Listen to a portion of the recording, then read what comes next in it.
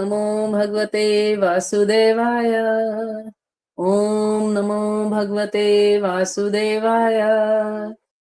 ओम नमो भगवते वासुदेवाय। नारायणं नमस्कृत्यं नरं चैव नरोत्तमं देवीं सरस्वतीं व्यासं ततो जयमुदीरये। नष्टप्रायेषु अभद्रेषु नित्यं भागवत सेवया भगवती उत्तम श्लोके भक्तिर्भवती नष्ट की। ग्रंथराज श्रीमद् भागवतम की जय। श्रील प्रभुपाद की जय। गुरु महाराज की जय। आप सभी भक्तवृंद की जय।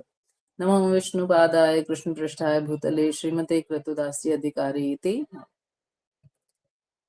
तो आज हम करने वाले हैं स्कंद 1 अध्याय 5 और श्लोक संख्या 30 से। तो बहुत सुंदर नारद जी अपने विषय में बता रहे हैं। उदाहरण के लिए उन्होंने व्यासदेव को बहुत सुंदर ज्ञान दिया कि आपने जो कुछ भी किया है वो मिश्रित था। अभी आप क्या कीजिए, इसको शुद्ध करने का प्रयास कीजिए। और शुद्ध कैसे होगा? भगवान कृष्ण की लीलाओं के गुणानुवाद से शुद्ध होगा। भक्ति जो है वो शुद्ध भक्ति में कैसे परिवर्तित होगी? भगवान कृष्ण के लीलाओं के वर्णन, श्रवण और कीर्तन से आपकी भक्ति जो है वो शुद्ध हो जाएगी। तो आप ये कीजिए। तो मान लो व्यासदेव बोले कि ऐसा कभी हुआ है, तो नारद जी अपना उदाहरण देके बता रहे हैं कि मैं पिछले जन्म में एक दासी का पुत्र था। बहुत छोटी सी अवस्था में मेरी माता जब चतुर्मास्य में ऋषि मुनियों की सेवा कर रही थी, जो चतुर्मास्य व्रत कर रहे थे, तो मैं भी अपनी माता के साथ उनकी सेवा में लग गया। और जो मेरा आचरण था उस आचरण से वो प्रसन्न हुए। तो अपने आचरण की 2 विशेषताएं उन्होंने बताई कि एक, मैं श्रवण बहुत ध्यान से करता था, और दूसरा, मैंने अपनी इंद्रिय तृप्ति को जीत लिया था, अपनी इंद्रियों को जीत लिया था। यानी ना तो मैं बहुत उच्छृंखल था, खेलता भागता दौड़ता नहीं था, शांत वृत्ति का था, और जितना वो परमिशन देते थे मैं उतना ही करता था। यानी मैंने उनसे परमिशन लिया उच्चिष्ट ग्रहण करने का, उन्होंने एक बार परमिशन दिया तो मैं एक बार उनका उच्चिष्ट ग्रहण कर लेता था। ऐसे ही वो जो कहते थे मैं उसकी उनकी आज्ञा का पालन करता था। तो उन्होंने मेरे ये गुण देखे और वो मुझसे प्रसन्न हो गए। तो उन्होंने मुझे अलाउ कर दिया उन कथा कीर्तन को श्रवण करने के लिए। तो जैसे जैसे मैं कथा कीर्तन को श्रवण करता गया मेरी नेचर में चेंज आता गया। तो मेरे रजोगुण और तमोगुण चले गए। मेरा स्वभाव जो था वो और पवित्र हो गया। यानी अब मुझे दूसरी चीजें भाती ही नहीं थी, और मैं क्या हो गया? शांत, निर्वैर और अनासक्त हो गया। और यहाँ पिछले श्लोक में उन्होंने कहा कि मैं उन मुनियों के प्रति अत्यधिक आसक्त था, मेरा आचरण विनम्र था, उनकी सेवा के कारण मेरे पाप नष्ट हो गए, मैंने इंद्रियों को वश में कर लिया, मेरे हृदय में प्रबल श्रद्धा थी तथा मैं दृढ़ता से उनका अनुगमन करता रहा। तो दृढ़ता से अनुगमन करना बहुत इंपॉर्टेंट है, क्योंकि भक्ति अनुगत्य के बिना नहीं हो सकती। तो हमने किया जो रूप गोस्वामी ने भक्ति रसामृत सिंधु में हमें 9 स्टेप बताए ना भक्ति के, Narad ji step by step वो कवर कर रहे थे। साधु संग, श्रद्धा, अनर्थ निवृत्ति, अनासक्ति, रुचि, फिर प्रेम, है ना। तो नारद जी ने वो सारे स्टेप एक बाय एक करके धीरे धीरे क्रॉस किए। तो आज के श्लोक में नारद जी कह रहे हैं, ज्ञानं गुह्यतमं यत् तत्साक्षात् भगवता उदितम् अनबोचन गमिष्यन्तः कृपया दीनवत्सला। दीन जनों पर अत्यंत दयालु उन भक्ति वेदांतों ने जाते समय मुझे उस गुह्यतम विषय का उपदेश दिया जिसका उपदेश स्वयं भगवान देते हैं। तो भगवान के लिए गुह्यतम क्या है? गुह्यतम भगवत गीता में 5 विषयों का विवेचन हुआ है। एक साधारण, एक गुह्य, एक गुह्यतर, गुह्यतम और गुह्यतमम, है ना, सर्वाधिक गुह्यतम। तो ऐसे 5 विषय हैं। साधारण क्या है कि मनुष्य को अपना कर्म ठीक से करना चाहिए, शुद्ध होना चाहिए, जीवन शुद्ध तरीके से बिताना चाहिए। ये साधारण ज्ञान है। क्यों? क्योंकि हम आत्मा है। दूसरा ज्ञान क्या हुआ भगवत गीता का? कि हम आत्मा है और हमारा भगवान से संबंध है। तीसरा ज्ञान ये हुआ कि हमें जो अपना जीवन है वो भगवान के संबंध को याद करते हुए बिताना चाहिए। चौथा ज्ञान ये हुआ कि हमारे जीवन का लक्ष्य जो है वो अपने घर वापस जाना होना चाहिए। पांचवा जो सर्वगुह्यतम ज्ञान है वो क्या है कि जब तक हम भगवान की प्रेमा भक्ति में नहीं लग जाते, सर्वधर्मान् परित्यज्य माम एकम शरणं व्रज अहम त्वं सर्व पापेभ्यो मोक्षयिष्यामि मा शुचः। डरो मत, मेरी शरण में आ जाओ, मैं तुम्हें सब पापों से मुक्त कर दूंगा और अपने घर ले जाऊंगा। ये सर्वगुह्यतम ज्ञान है भगवत गीता के माध्यम से। और नारद जी कहते हैं वही ज्ञान उन ऋषि मुनियों ने मुझे प्रदान किया कि डरो मत, मेरी शरण में आओ, मैं तुम्हें सब पापों से मुक्त करके अपनी शरणागति में स्वीकार कर दूंगा। तो यहाँ श्रील प्रभुपाद तात्पर्य में कहते हैं भगवान प्रत्येक प्रत्येक वस्तु के सृष्टा पालक संहारक हैं, सारा दृश्य जगत उनकी इच्छा के बल पर अवस्थित है। तो इच्छा जो है ना वो भगवान से ही जीव में आई है, तो इच्छा बुरी नहीं है, पर डिजायर टू डिजायर राइट। गुरु हमेशा ये सेंटेंस बोलती हैं, पहले मुझे समझ नहीं आता था डिजायर टू डिजायर राइट का मतलब क्या है। इच्छा कभी खत्म नहीं हो सकती, हम ये नहीं कह सकते कि हमने अपनी इच्छाओं को जीत लिया, मेरी तो कोई इच्छा ही नहीं है, ऐसा कभी नहीं होगा। परंतु सही इच्छा करने की इच्छा हम कर सकते हैं कि हे भगवान, हमारी इच्छा ये हो कि हम आपकी सेवा में लगे रहें, हमारी इच्छा ये हो कि हम लोगों को आपका भक्त बनाएं, हमारी इच्छा ये हो कि हम वैष्णव सेवा कर सकें। तो this is desire to desire right, है ना। तो भगवान की इच्छा के अनुसार ये अवस्थित है।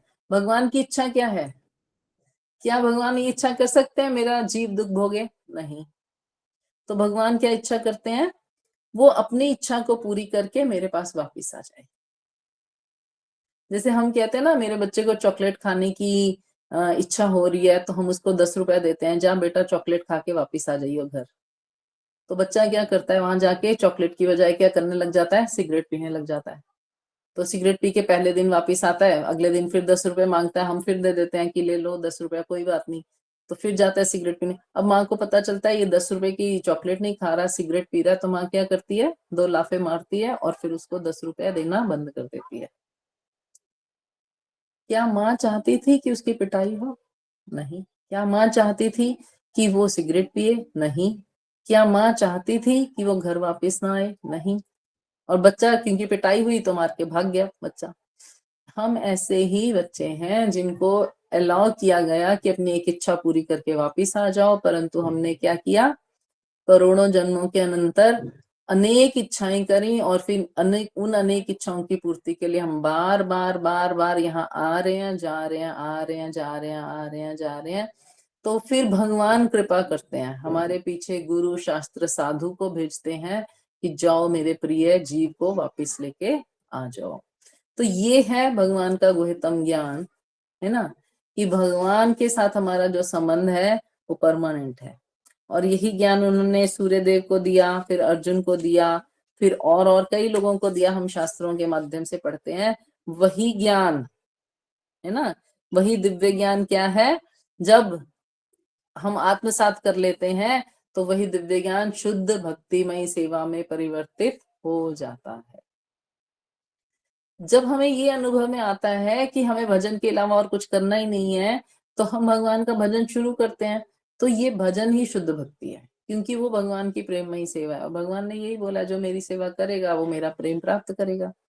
तो इसलिए नारद जी को क्या मिला, वो दिव्य ज्ञान, वो शुद्ध ज्ञान उन संतों भक्तों द्वारा प्राप्त हो गया जिनकी उन्होंने चतुर्मास्य में सेवा करी थी। चतुर्मास्य के बाद उनको जाना था तो उन्होंने वो ज्ञान उनको नारद जी को दिया। तो कहते हैं येनेवहं भगवतः वासुदेवस्य वेधसा माया अनुभाव विदम येन गच्छन्ति तत्पदम्। उस गुह्य ज्ञान से मैं संपूर्ण पदार्थों के सृष्टा पालक तथा संहार करता भगवान श्री कृष्ण की शक्ति के प्रभाव को ठीक ठीक समझ सका।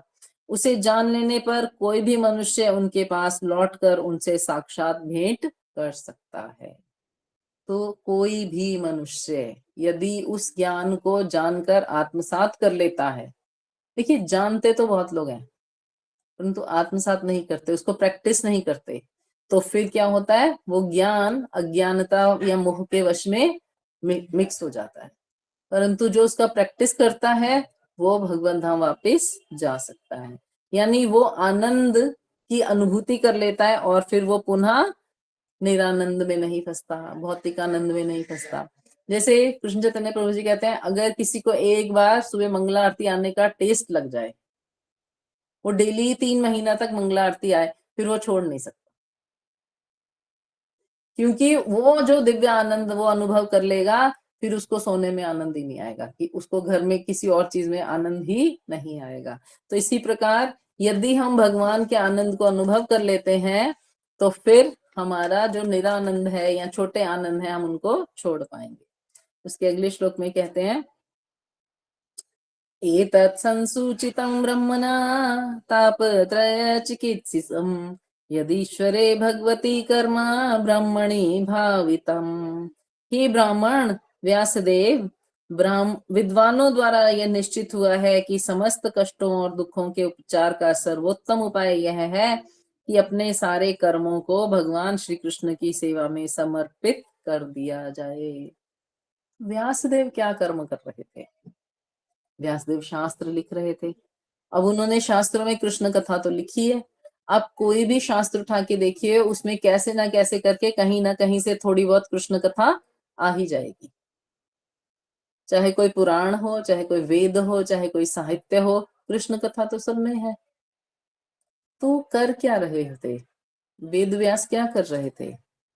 वो लिख रहे थे, लिख रहे थे, लिख रहे थे। क्यों लिख रहे थे?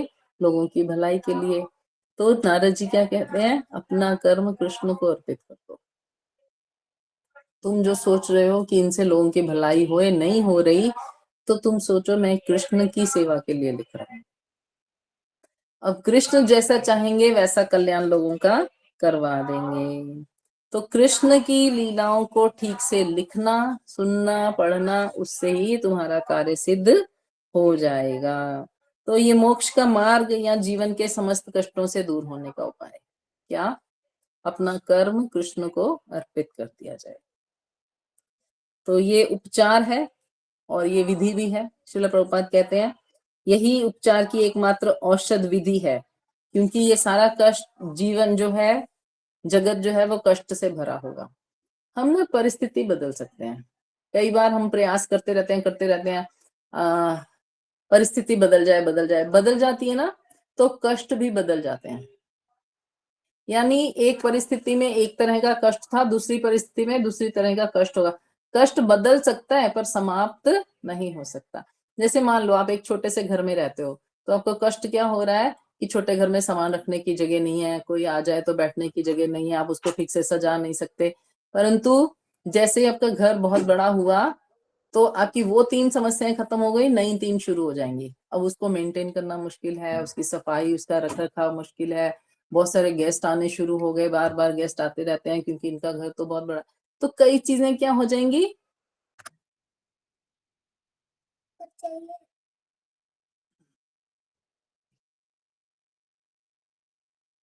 तो कई चीजें बदल जाएंगी, परंतु कष्ट समाप्त नहीं होगा, है ना। तो उसी घर में अब तोड़फोड़ ज्यादा हो रही है, मेंटेनेंस ज्यादा हो रही है, कभी कुछ बिगड़ रहा है, कभी कुछ भी। तो एक ही चीज है, पहले भी परेशानी थी, अब भी परेशानी है, परेशानी दूर नहीं हुई चाहे परिस्थिति बदल गई। तो इसी प्रकार ये जो भौतिक जगत है वो क्या है? कष्टों का घर है, दुखालयम और शाश्वतम इसको कहा गया है। तो ये बदलेगा नहीं, परंतु हमारा मोक्ष का मार्ग जो है वो कृष्ण को अपना कर्म अर्पण करना है।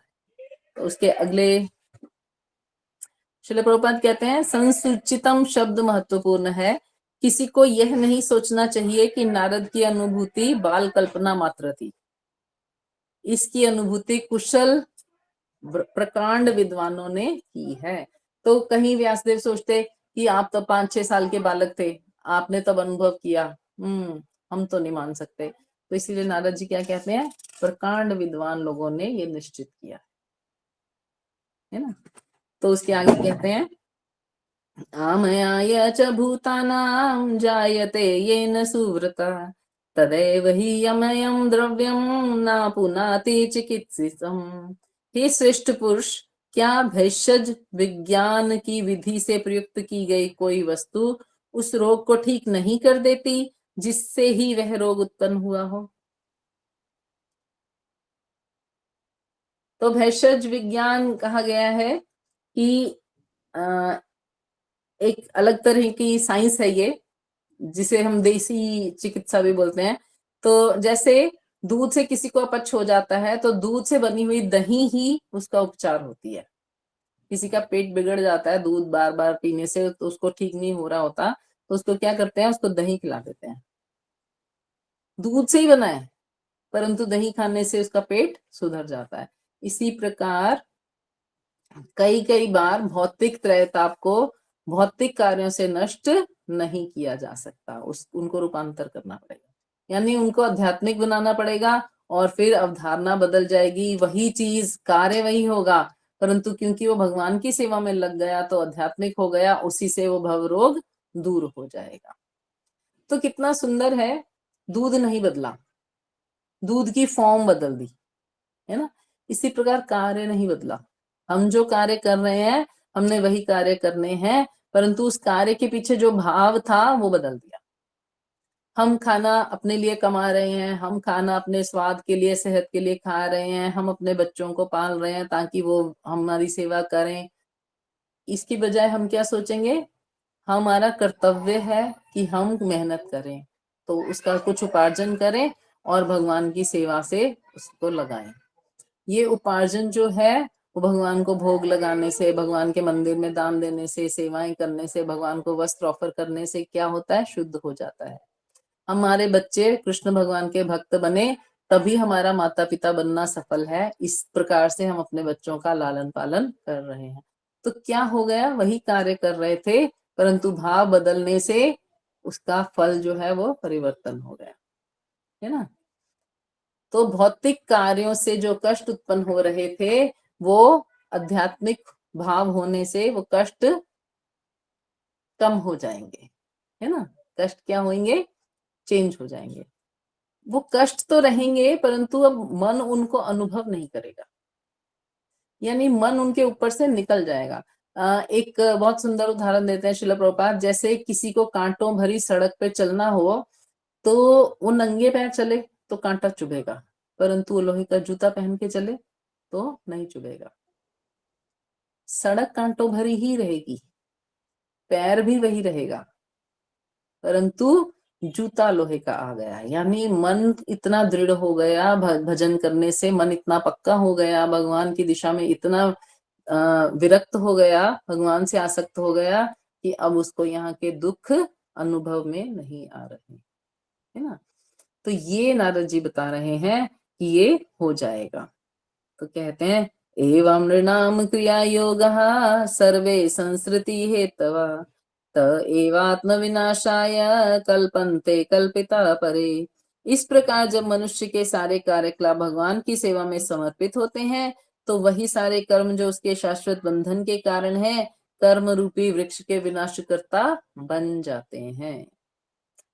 अब जो कर्म हम कर रहे हैं कि हमें अपने स्वाद के लिए खाना है, अपने लिए कमाना है, वही जब हम भगवान को बीच में ले आते हैं, भगवान को ऑफर करके खाना है, भगवान के मंदिर में सेवाएं करनी है, उनको दान देना है, तो फिर वो कमाने में जो आप कर्म करोगे, जो आपके बंधन के कारण थे, वो अब आपकी मुक्ति के कारण हो गए।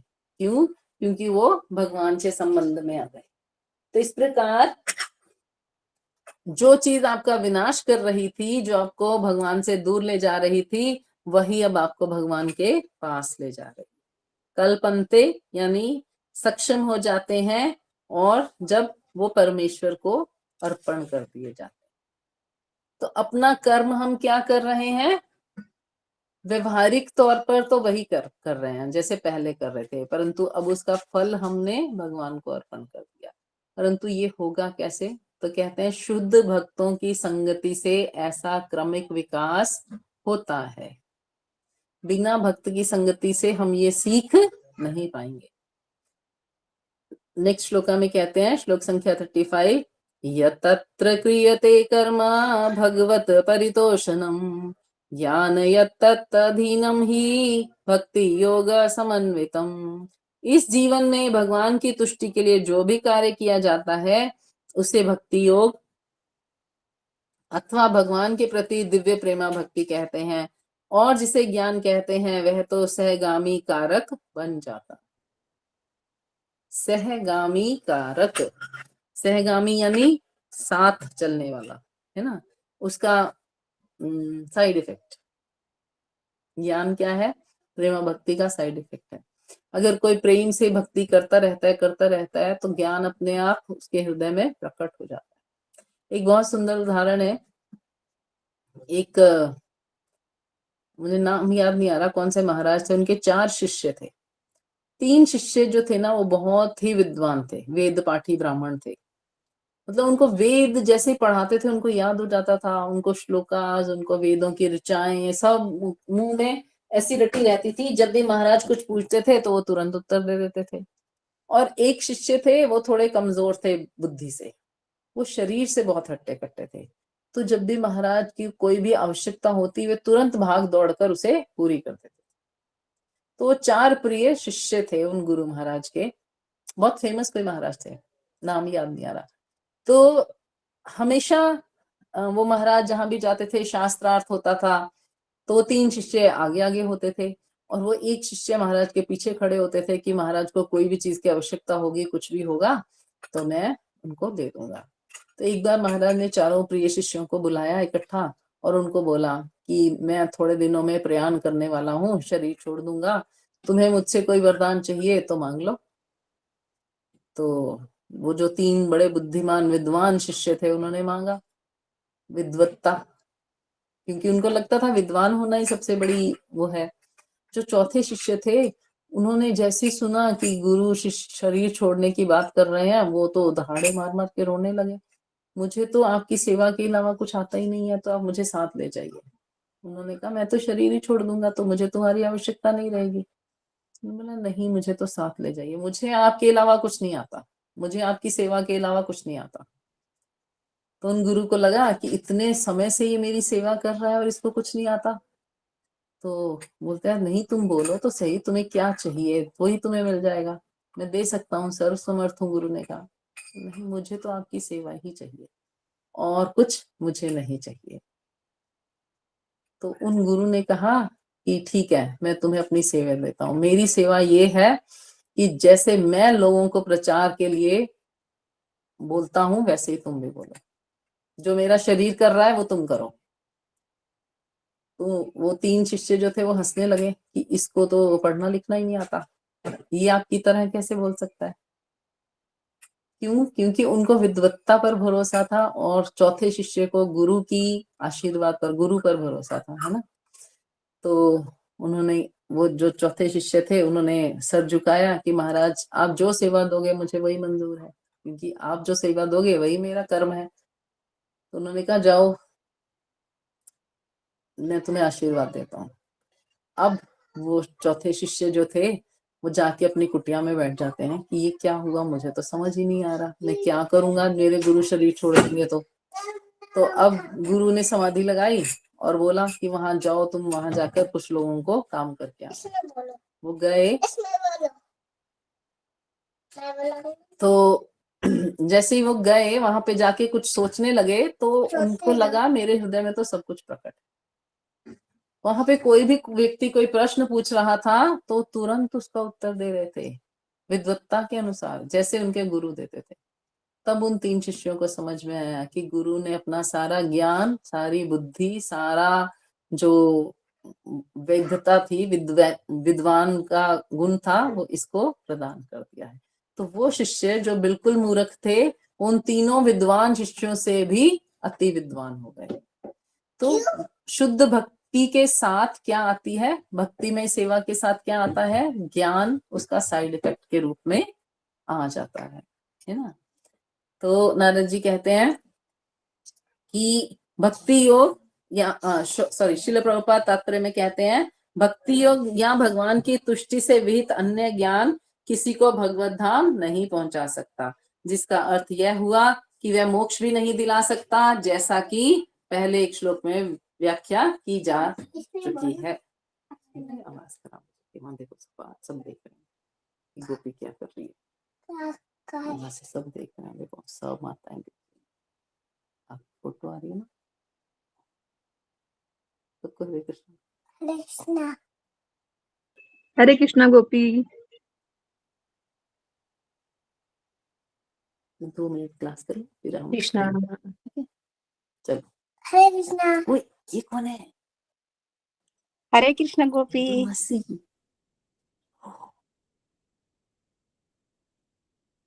तो लास्ट श्लोका करते हैं। कुर्वाणा यत्र कर्माणि भगवान शिक्षया अस्मिता गृह्णन्ति।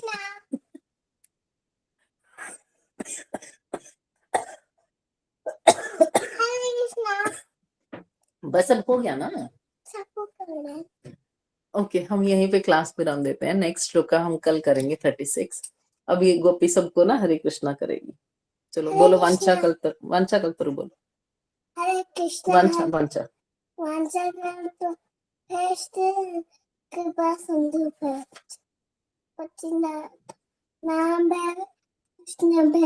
नमो नमः। अनंत कोटि वैष्णव वृंद की जय। सबको बोलो हरे कृष्णा, सभी को दंडवत प्रणाम। हरे कृष्णा सभी को। हरे कृष्णा गोपी माता जी। दंडवत हरे कृष्णा दंड प्रणाम। प्रणाम। दंडवत प्रणाम सबको माता जी, दंडवत प्रणाम। हरे कृष्णा सबको दंडवत प्रणाम। हरे कृष्णा माता तो जी, हम यही दंडवत विराम प्रणाम। देते हैं, कल फिर टाइम से मिलते हैं। हरि बोल।